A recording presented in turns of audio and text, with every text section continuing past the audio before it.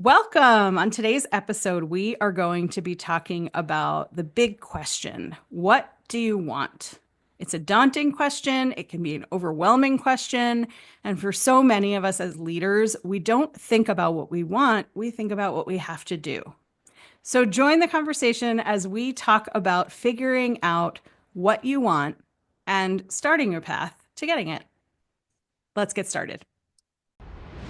I Could Talk to You All Day is a podcast about what it means to be a leader while also being human. I'm Lauren Lefkowitz. And I'm John Spears, and we coach executives and leaders just like you about shifting from surviving at work and home to thriving in the life you've always wanted. We're so glad you're here. Let's get the conversation started. John Spears. Lauren Lefkowitz. My fellow perfectionist. How are you? Good. How are you? I'm good. I'm good. Are we going to have a perfectionist off right now? Is that what we're doing? I mean, I just need a little time to prepare and because I want to get it right. So why don't we set a deadline for perfectionism off or perfectionist off? Now I don't even know what to call it. Should we call it a perfectionist off or perfectionism off? Let's spend 20 minutes debating it to get it right before we move forward.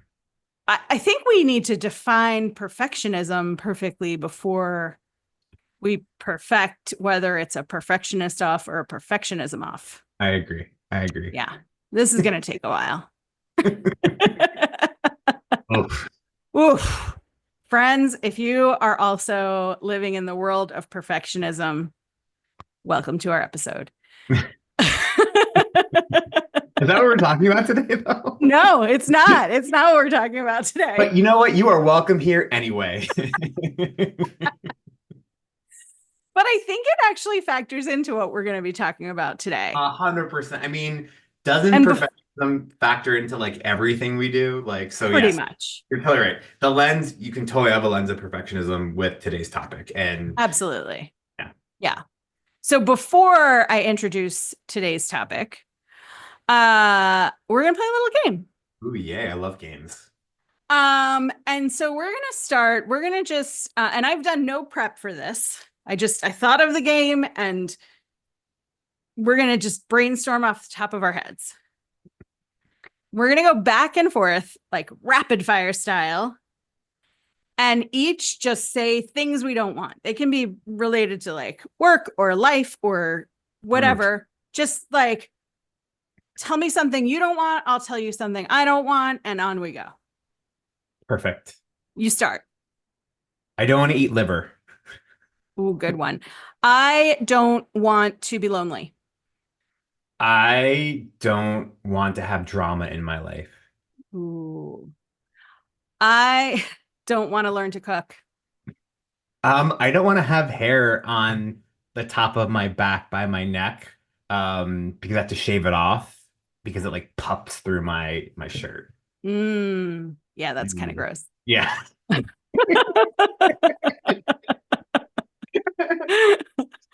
I don't want to be yelled at. I don't want to have ruminating thoughts just go through my brain constantly throughout the day, that are distracting and that like suck a lot of my energy. I don't want to wake up too early in the morning. I also don't want to wake up too early in the morning. Yeah. And I also don't want to go to bed too late, which I often do. I don't want to acquire a taste for alcohol. Ooh, that's a good one. I don't want to get a speeding ticket. That's good too. I don't want to learn to ride a bike. What? Hold on.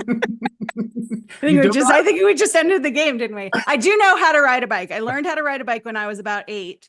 And right after I learned how to ride a bike, I fell off said bike and I bit the curb and I had about a dozen surgeries to fix my 2 front teeth. Look at me now. And I never got back on a bike. And my poor parents bought me another bike and I would walk it to like hang out with my friends and then walk it back. And eventually I just stopped pretending I was riding it. And it became the sign in the garage that my dad had pulled into the garage far enough because he would hit the pedal of the bike and then the bike would shift a little and he would know he was in far enough. Oh. Yeah. Okay. So great, great game. So now that we've done that part, I want you to just like think back to one of the things you said you don't want. Just one. And tell me what the opposite of that is. That is something you do want. This sounds like really dramatic, but I think the thing that really speaks to me of that list that I shared, it's not liver, because I don't know what the opposite of liver is, but what is the opposite of liver? The thing that I don't want is sort of like just these like ruminating thoughts that I have, just sort of stuff I just can't get out of my brain. And I think the opposite of that is, and it feels kind of dramatic to say this, but is like internal peace, like Mm. internal calm. I want to be able to navigate whatever comes my way without having to like overthink it all. Um, oh my God, I'm getting a little emotional, so let me just take a second. Yeah, I want to be able to go through a challenging experience or go through whatever trigger might happen, whatever discomfort might happen, and like not have to figure it all out all the time and overthink it. So I think it would be like peace and internal calm. Mm. And I think maybe a side of clarity with that. I like that. I one of the first things I said was I don't want to be lonely, which was Mm. a surprise that it came out of my mouth. I hate that. Uh Those things when that happens. yeah. And I love that that's the impact of brainstorming and of like a back and forth kind of game is like you're not Yeah. thinking too hard. You haven't pre-planned your list. And so Mm. um I think for me the opposite of lonely is not being with people all of the time because I am naturally an introvert. I know it's surprising because I'm loud, but I am naturally an introvert and I gain energy from being by myself. And also, I love people and I love being around people. And I'm on this adventure where I'm relocating to a new town where I don't know anybody. And there's this little part of me that is like, you're not going to have any friends. Mm. I know because I keep making friends all over the place that like I have the ability to make friends. I will make friends and I will make friends who have dogs because I don't have a dog right now and I need friends who have dogs so I can hang out with their dogs. But there is this part of me that feels like loneliness is like just over the edge. Like I if I turn around, I might find loneliness. And so what I actually want is to feel really like not just content, but really like embraced by how much interaction I choose to have and how much me time I choose to have. And I want it to always feel like a choice. Yeah. Yeah. No, I love that. I mean, I resonate with a lot of that. I think not that this is an episode about loneliness, but I think I have often been in a crowded room of people and still felt alone. Oh, yeah. So Totally. maybe this is an episode for us to talk about is loneliness because I think a lot of people experience that. I think particularly in this day and age, post COVID, lots of kind of still remote work or hybrid work.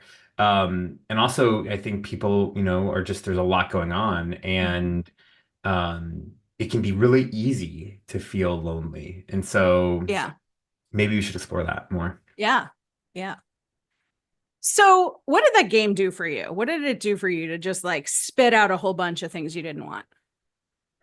I think this game, which I loved and which you totally kept a secret because it was blacked out on our notes. I didn't see it until you like unhighlighted it. Um, I think it for me, it really got in touch with what I do want, what I don't want, and what I really want. Like I knew I have a bunch of things I don't want, but it really helped me get connected to what I want in my life. Yeah. Yeah. And so, our topic today, and the reason we played this game is because our topic today is what do you want? Mm, And I know for myself, when I started embarking on being coached I'd been coaching for years, but I started embarking on like, oh, I'm the same as everybody else. I can have coaching. Uh, whoops, forgot to do that for myself. When I started embarking on that, I started with just like all the things I didn't want. I don't want to be working 80 hours a week anymore. I don't want to be people pleasing all the time. I don't want this. I don't want that. And my head was so filled with what I didn't want that I couldn't even begin to think about what I did want.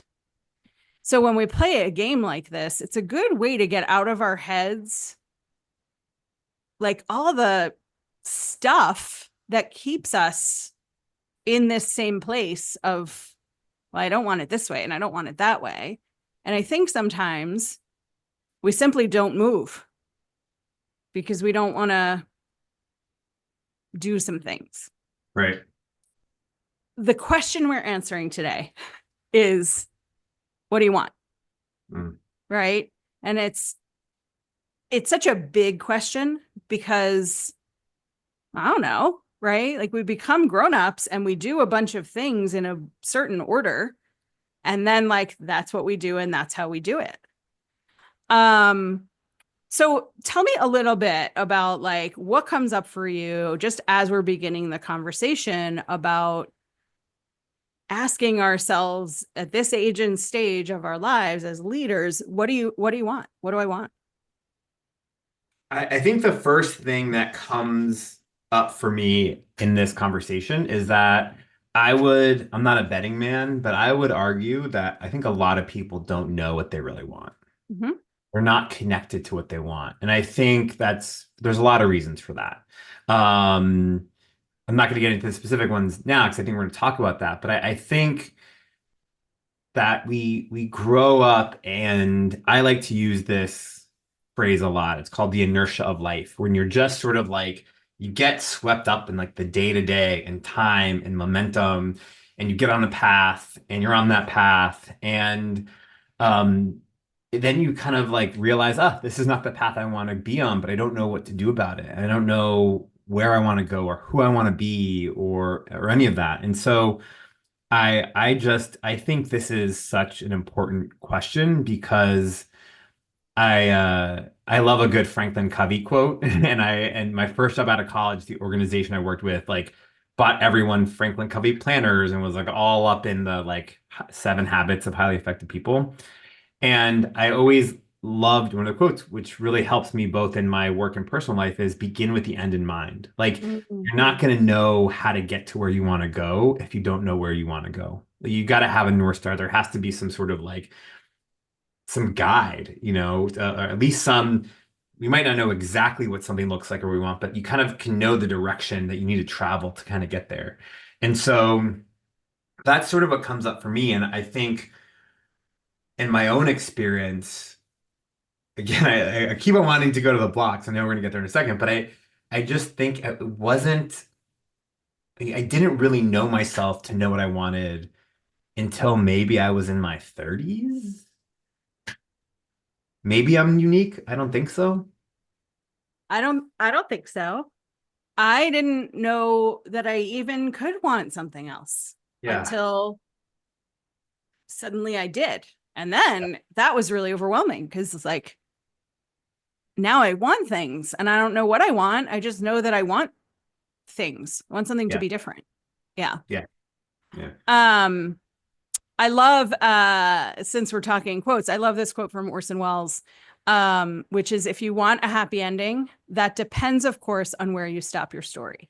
Yeah. And I think about that a lot for both of us in our own stories and in the stories of the clients that we both work with, which is like our clients and people who listen to this show are people who have hit what they feel like should be some pinnacle of their career. Yeah. They're a director, they're a CEO, they've got the company that they were going after all of this time, they've got the job that they were dreaming of, they've got the team reporting to them, they're in charge. And they're like, this sucks. Yeah. This isn't what I wanted. And I just kept going because I kept going. That's what I was supposed to do. And like, now what? So let's get into some detail on knowing. Mm. Um, so when you think about the leaders you've worked with, the leader you've been, when you get to the part where you say, "What do you want? What do I want?" And that first answer is, "I don't know," which is your brain's way of protecting you and saying like, "You don't have to know, just keep going how you're going." "I don't know" is an amazing first answer. But for some people, that's where it stops. So when you think about the blocks that come our way when we don't know what we want, and the blocks that stop us from even thinking about what we might want, what do you see as some of those blocks? I kind of see three buckets here for me. One is a little more like esoteric, and that is I think a lot of us allow sort of expectations from our family, friends, culture, um, not ever having permission to know what you want, like those sort of like dynamics at play. And so um, you're not able to exercise that muscle of asserting your own wants and needs, either internally or in your family of origin or whatever kind of culture you're in. I think that's a major determinant to being able to vocalize and say, hey, like I want this. And so I've worked with a ton of clients who've had that kind of upbringing where they just never exercised it. So they never, to your point, they knew they wanted something, but they just couldn't give themselves the permission or articulate it or even have the space. So I think that's one. The second area is that I work with a lot of clients who achieve a certain level of success and they get there and they're like, this is completely unsatisfying. It's like, I thought this was the thing. I like worked my whole life. I went to this really great school. I got these great jobs. I like achieved this kind of success. And they're like, but at the, there's like still some unfulfillment there and lack of meaning. And so I think that's like the second, like, kind of what happens with people is like they're a little bewildered of like they spent their whole first part of their life achieving or working towards achieving this goal. They get it and they're like, oh crap, like there's something more. I think that's the second. And then the third is I think, when I talk to leaders, there's just like the busyness of life that happens. Mhm. Um, you know, they have hard jobs, they have busy social lives, they have families. And if you're not slowing enough down to kind of check in with yourself, it's just going to be really hard, in my experience and in the experience of the clients that I work with, to really get connected Mhm. with what you want, who you are, where you want to go. Yeah. Yeah. I think those are really powerful examples. I also think that we tell ourselves what we can't have Mm, totally. before we even let ourselves come up with ideas. And so I think that that plays into uh that sort of inertia that you talk about a lot, which is like, I'm already doing this, I'm already on this path. I can't have anything else. I can't do it any other way. So why would I think about what I want when I already know I can't have it? Um, I also think like that level of busyness that we get into as leaders and as humans, like there's no time to think. There's no energy left at the end of the day. So many people that we talk to who listen to these episodes, and so many people who I talk to who are clients or potential clients are like fully in burnout. So, like, who has the energy to think about, right, Totally. what they want? Like, all I know is this sucks, Yeah. right? Like, I don't know what I want. I don't know. I can't even think about it, right? Hmm. And what plays into that also is I'm comfortable with this level of bad, Yeah. which is a place I lived for a long time. I didn't want to be working insane hours. I didn't want to be working weekends. I didn't want to have like a little celebration in my mind when I worked 100 days in a row with not a single day off. But I did celebrate it a little because it was an accomplishment of something, Right. right? And it was like some sort of milestone. It's not something I ever want to celebrate again, but I didn't know what I wanted. So like, what could I find to celebrate in the things I was already doing? Um, and I think all of that ties into that we avoid the quiet spaces. Mm-hmm. And before, when I was so busy, and for so many people who are just in all the things, we don't take time for quiet. We don't take time to meditate. We don't take time to just like be quiet and stretch, to journal, to have a conversation with somebody else where there's just a pause Yeah. and where you play a game like, what do you want? What do you not want? Yeah. I Yeah. mean, I found that myself in my own life where I'm just constantly bombarded with stimulation. And I started to drive with the radio off and with like nothing happening, or I'd go for a walk and not have my AirPods. And it was a really big shift for me because it's like I'm hearing in my head, be productive, habit stack, like go for a walk, exercise, and listen to this, so you can like kill two birds with one stone. And I started just feeling like really overwhelmed with like how much stimulation I was just taking in, and like news and audiobooks and podcasts and reading. And I found that for me, having some silence was one, really freaking uncomfortable. It was real uncomfortable. It's real uncomfortable when you're like driving, but it's also real uncomfortable like when I'm just sitting on my couch and the TV is off and there's no music and the kids are in bed and I'm just there, not distracting myself. Um, but it's also where I get a chance to sort of reconcile what's happening on internally. Why do you think people in high achieving leaders, people that we work with, are so resistant to create that kind of space, to carve out intentionally that kind of space? I can speak for a lot of my initial conversations with potential clients where I kick off those calls by saying like, this is your space and your time to tell me why we're here, what we're going to talk about, why you're looking for a coach. And usually in that first few minutes, there are tears. Not from me, that would be unprofessional, but from the potential client, because they haven't sat in the quiet. They haven't sat in a space that was just for them. And I think the first thing that comes with quiet is all of the things that aren't going the way you want them to. Even if you don't know what you want, there's a lot of stuff we know we don't want. I think that it is really hard to sit in that space and acknowledge that things aren't going the way you want, even if you don't know what the way you want is.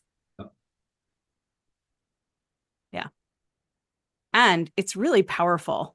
It doesn't feel powerful in the moment because I'm a person who doesn't like to cry at all, let alone in front of people. And a lot of high achievers are that way because we want to look strong, and we want to look tough, and we want to look capable.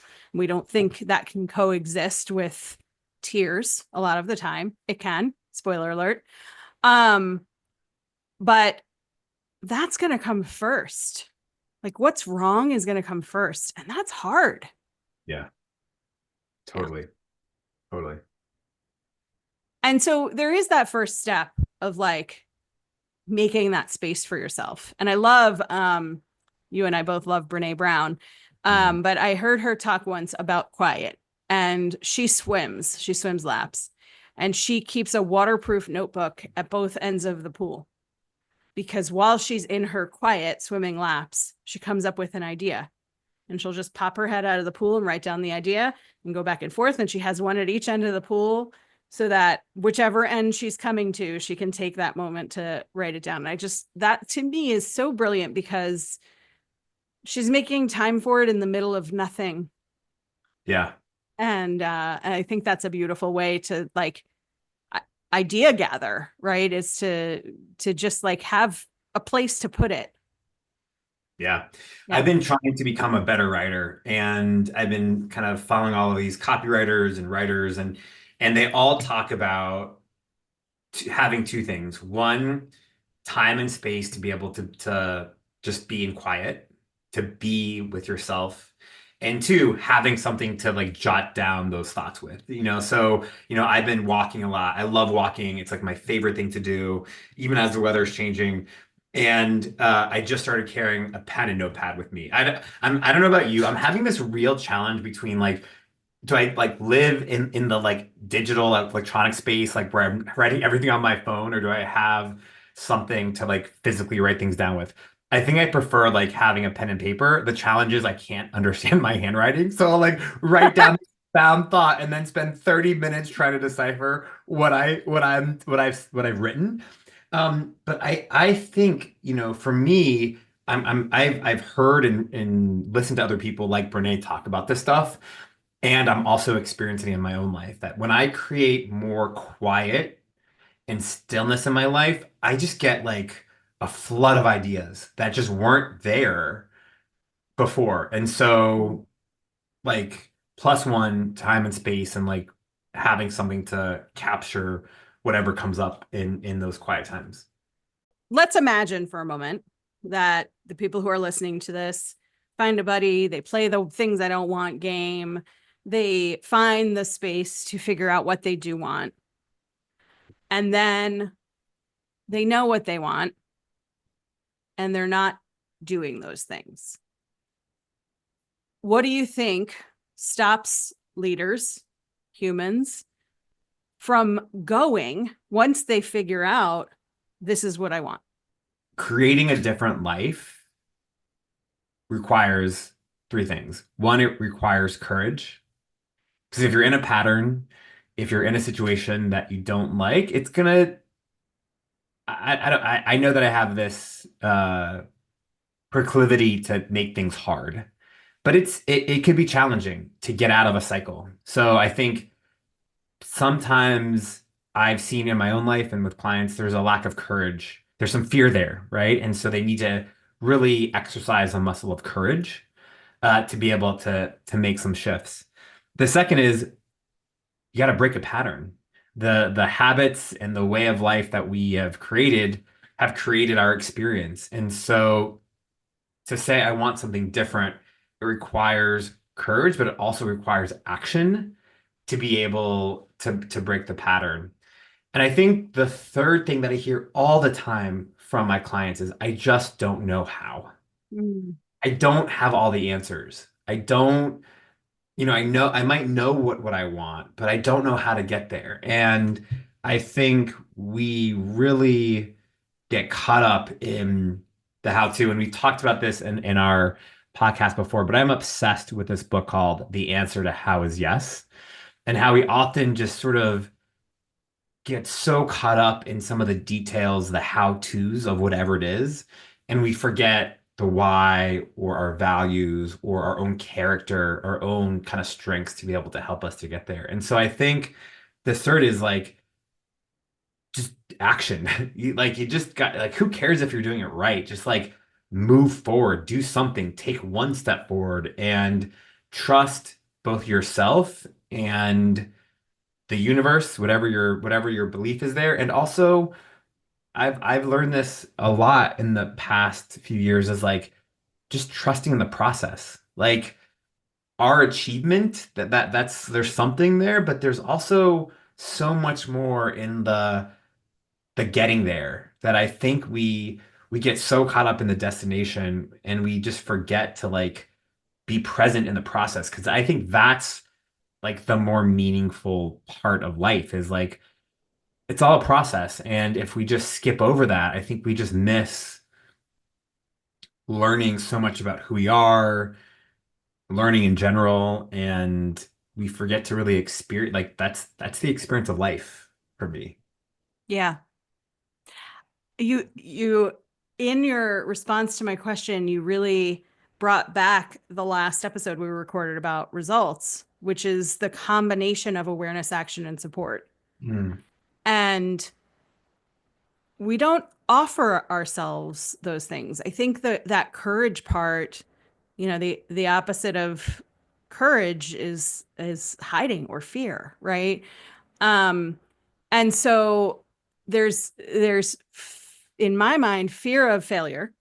I'm going to try it, it's not going to work, and then I'm going to look Yeah. stupid, feel stupid. There's fear of success. I'm going to be successful at this, and then there are going to be higher expectations Yeah. of me, and I'll be expected to carry whatever this thing is out forever.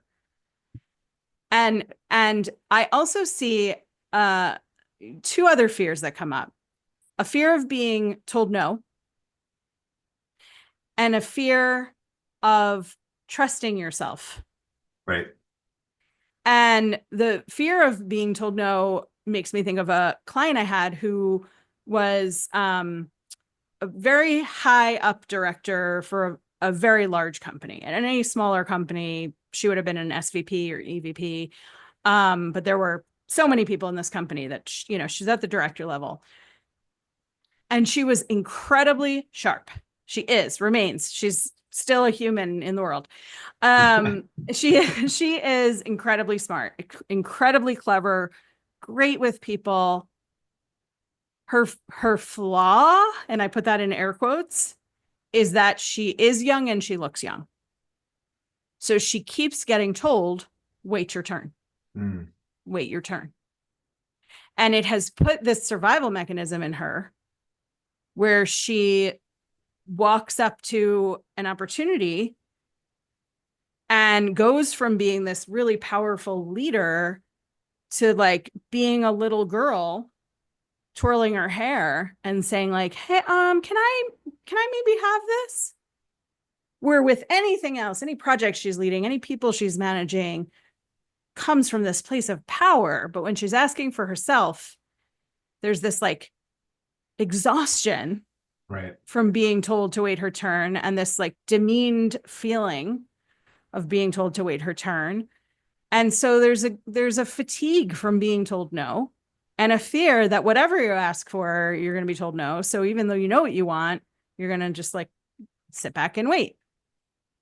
And the self-trust part, I run into this personally a lot in my own business, is that there are times when I think I'm going to spend money on something to elevate my business. And I think, well, if I spend money on this person or this company to help me, and then I don't do the work, I've wasted their time, I've wasted my money. If I put this out to the world and say, I'm doing this now, and then I decide not to do it, or I can't do it, or I'm not great at it, because as perfectionists, we know we want to be amazing at everything right from the get-go, or we want to not do it at all and sit back and make a lot of notes about it, figure it out until it's going to be perfect.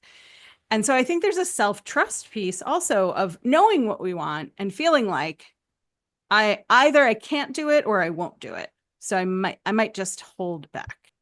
How do you avoid that, right? So there's avoid is probably the wrong word. How do you overcome that and do it anyway, right? If you and I listened to this episode in the before times, before either of us made any moves, and we decided, well, I don't know what I want, so I'm not going to really look into it, or I know what I want, but I don't think I can have it, or I'm not going to do it, or I don't have time for it, so I'm just going to sit back and not do it and keep moving through inertia, or staying in inertia.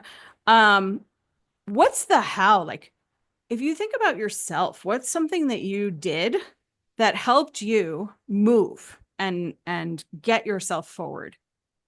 Lauren, this is a really good question. And as you were talking, I kind of feel like I have some like contradictory thoughts of what we've talked about in the past, or I don't think they are, but they can sound like it.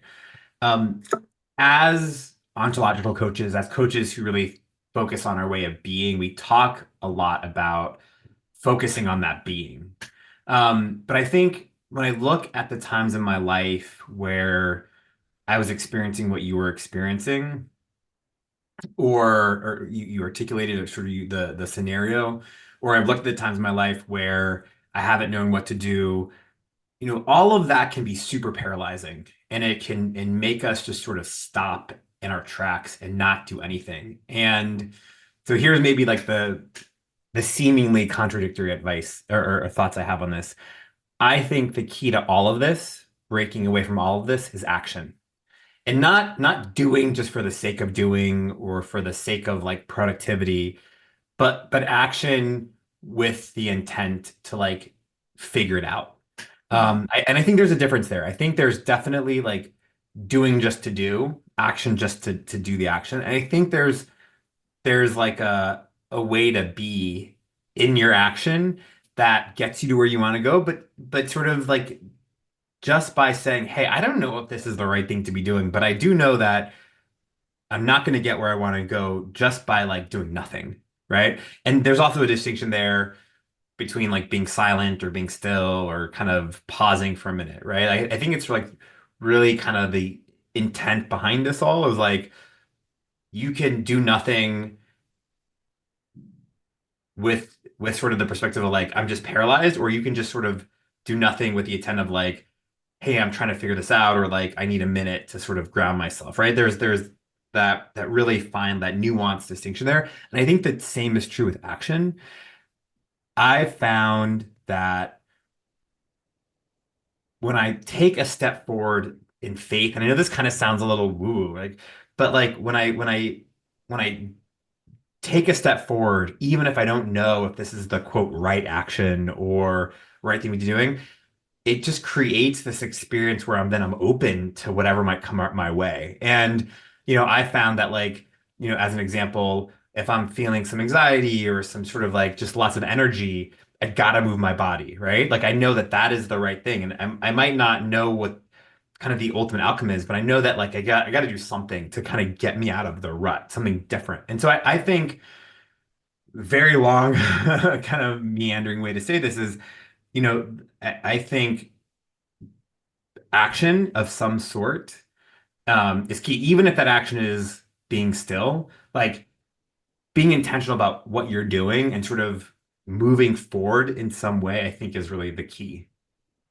I have the same advice, and I would add to that the word small, Mm, because as totally. high achievers, we we want to take action, we want to do it all, and it's all or nothing. It's a perfectionist quality, it's a high achiever quality, it's a human quality that like if I'm going to do it, I'm going to really do it. Yeah. And quiet can be 3 minutes. Hmm. Time can be 30 seconds of sitting still. Like it doesn't have to be, oh, I have to carve out 2 hours a day to work on this project after I've never carved anything out for myself Yeah. in all of this time. And so it can be really small increments of time. And I would add to that accountability.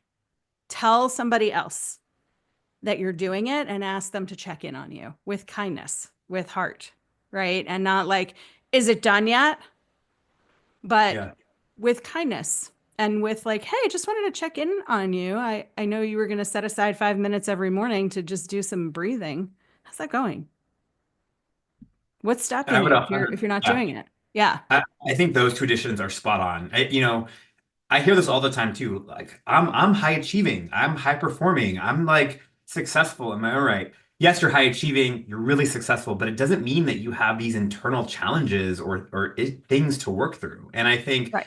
normalizing this and shining a light on this for so many people who feel like, oh, but wait, I'm successful. I shouldn't have this problem or this challenge or this issue. Like, that's really what we're all about, in coaching, especially, is like normalizing these experiences. We talk all the time that you are also human. You are a leader, but you're also a human. And what we're talking about is a very real human experience wherever you are in this stage of life, right? You might retirement or early on in your career. These are very human experiences to have, and so it's super normal to be having them. And here are some tools to be able to navigate some of those challenges. Yes. So if you can believe it, we're already to wrapping up. I could talk to you all day about this. Yeah, all day. But as we're closing, I would love to ask you, and I'll answer the same question. What is something that you want that I can help hold you accountable for? Something that I really want. that I need your support on is um, my work on LinkedIn. I'm trying to post regularly, to get better at writing, to get better at articulating stuff in a format that resonates on LinkedIn. And so I'd really love your help and your support around that. You got it. I want to finish my book. Mm. I've been writing a book for over a year, for a bunch of reasons, excuses, reasons. I'll put a slash in there.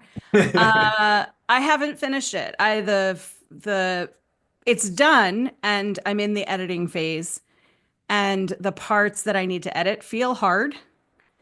And I also think this book belongs to the world. It is not a business book. It's a memoir of my experiences with chronic illness and breaking my shoulders and being a workaholic and a perfectionist. And it's gonna make you cry. It's gonna make you laugh. And it's hopefully going to mainstream commercial publishing.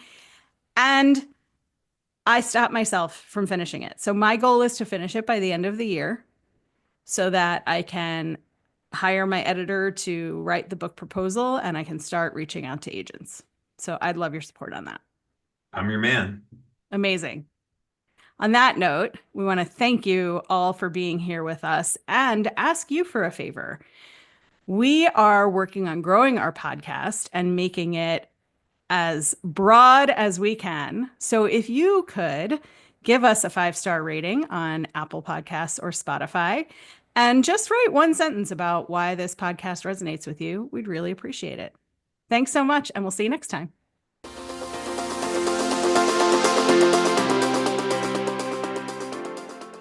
We're so grateful you decided to be with us during this episode.